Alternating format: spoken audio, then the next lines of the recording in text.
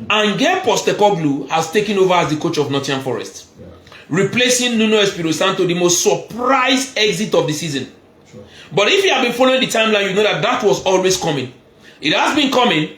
It finally came, and we are now seeing it in full flight.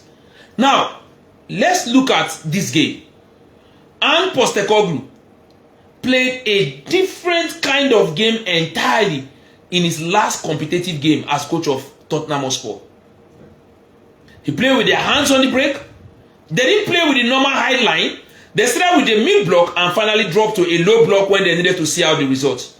Maybe he has realized that in the Premier League, this my high line with the cast. So make a change. Yeah, and I think also in his press conference when he got signed, I think the press conference before the game, they spoke about how in Europe here they played a little bit more conservatively and they tried to put their hands on the brake so that they would not concede as much goals. But he still stands by the fact that he's an attacking manager. He wants to play fluid football. He wants to entertain the fans and he wants to win trophies. And I think that should be the highlight of why he was appointed by Marinakis and by Edu, because they feel like he's going to bring that fluid football back to the city ground, you know, with the kind of players also that they've signed. And I think that's one of the reasons why Nuno Espirito Santo and Edu didn't see eye to eye, because the kind of players that Espirito Santo wanted were players that could, you know, play easy with their hands on the break and then hit on the counter. And then Edu wanted to play a more brandish, beautiful style of football in quotes, and he felt Postecoglou was his guy. And if you look at some of the transfers, funny enough, some of the transfers that Postecoglou wanted as Spurs. So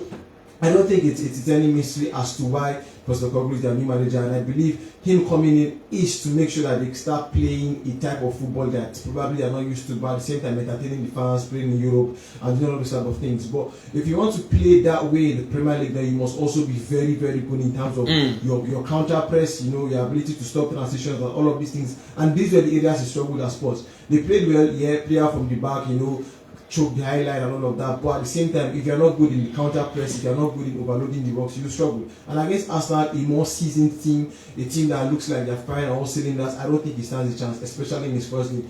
Forest have never been here, since never been here or there in the start of the season. So coming up against an Arsenal team at Emirates, especially a team that wants to pick up 3 points after what happened at Anfield, is going to be very, very difficult. I think it's going to be a wake-up call for Postecoglou to know that, yeah, if I want to stay in this league, then I have to be more defensive. So we'd like to see how he plays against Arsenal, because right now we do not know how he's going to play against Arsenal. But at the same time, Arsenal have the quality to support anything, whether you sit in a low block, whether you come out to play against them. They have the quality and they have players who are fine also. I think Arsenal had some of the best performances in the international world with their players.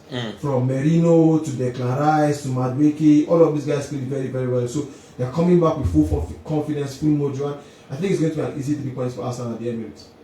All right, Nazir, going to be an easy 3 points for Arsenal at the Emirates. I'm not sure. Maybe this guy is thinking is the La Liga. There are no easy games in the Premier League.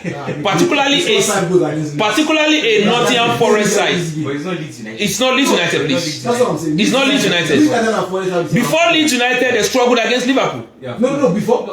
After Leeds United, sorry, they struggled against Liverpool. It's not good because they lost the game by a fantastic free kick. Because I mean that they pick up 1 point in a place that people don't pick up points. But I think in this one there is nothing for Arsenal to think about other than 3 points. I mean, you have to visit this kind of sites if you are to win the Premier League. And after losing a game against Liverpool, I think this is the perfect chance for them to just step up and they put the 3 points and at home in front of their own fans. I think there is no better way to bounce back after that defeat against Liverpool other than this kind of games against Nottingham Forest, and with a new manager coming in. Quite alright, teams do have their own chance when it comes to new manager coming because of the new manager bounce. Yeah, it happens. But I think the style and system that Ange Postecoglou is going to use, that is where the problem is, because it is going to be for the first time for all of these players. And during the course of the season, no pre-season, only maybe 1 or 2 training sessions with the players because they returned from the international break on Wednesday. Some of them didn't even return until yesterday. Thursday, especially the ones that are playing in South America. So that makes it's just Magalhaes. It's just Sincere that didn't return. Okay, I'm talking about Forest. Okay, Forest. Yeah, I'm talking about Forest. That maybe they have 1 or 2 players that... For Arsenal, it's just Yansipe that didn't return. Yes. That hasn't returned up till now. He came back. Forest, I saw his picture training. No, he's back. Yeah, he's back. Yeah, he's the only one that came late. But Megales... Forest, I think they don't even have anyone. No, they have Murillo didn't even go. Yeah. Murillo didn't go. And you know the irony of it? Murillo at the point in time was pushing to enter the Brazilian team ahead of Gabriel Megales. All of a sudden, Ancelotti took over, and then Ancelotti has not dropped Gabriel Megales for even 1 minute since he became coach. Exactly. Yeah, that's his backbone. And you know, Ancelotti likes defenders who can defend. But again, let's talk about is it Piero Hensipe now? Yeah. That's his name. I watched the Ecuador versus Argentina game, and I was looking out for him. I still haven't changed my opinion that guy is a Gabriel Hens. I haven't changed my opinion. But he was really good in that game. Yes. He was good in that game, but it was very rough. It was very physical. I think he defends on the front foot. So sometimes you can see some minor. Even Magalhaes was like that when he started. Yes. But if what I saw again. Yes, Magalhaes, yeah. That game, that Ecuadorian game I watched, that's what he's going to contribute to the Arsenal team. Then man, if you want to sign a defender, wait for Arsenal to be linked to the defender, then you go and sign him. Because man, their talent hiding defense is top notch. That guy and Magalhaes in the same team. Then you now have you have Saliba, you have Mosquera, and then Mosquera is expected to continue because Mosquera was to me one of the best performers against Liverpool for us now on that very day. I don't think there's any team in Europe that has that level of centre back depth. Yeah. Not one. All right.